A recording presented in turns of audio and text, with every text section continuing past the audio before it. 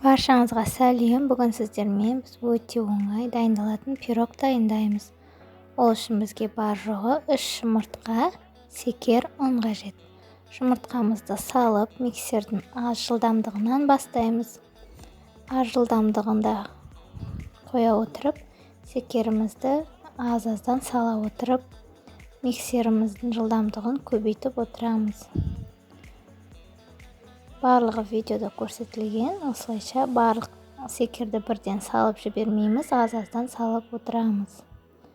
Жұмыртқамыз 2-3 есе көбейгенге дейін миксерлейміз.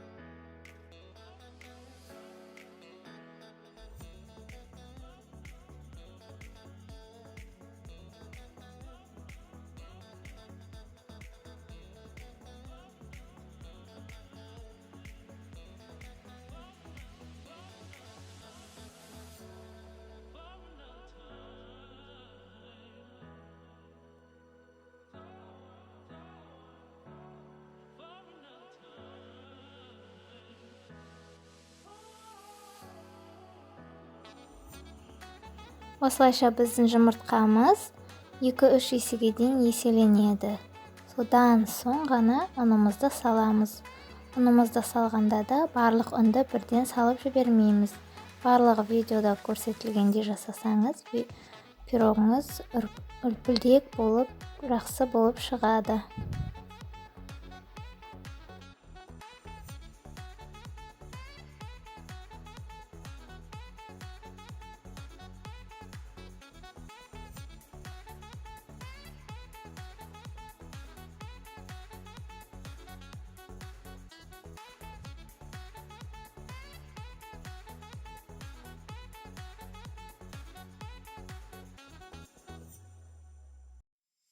Осылайша келесі ұнымызды саламыз.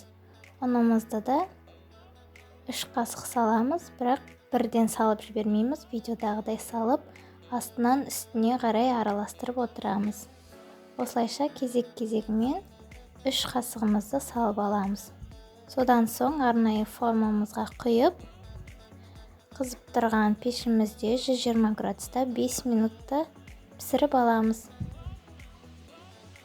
Осылайша біздің дәмді пирогымыз дайын болады. Өте жеңіл, тез дайындалады.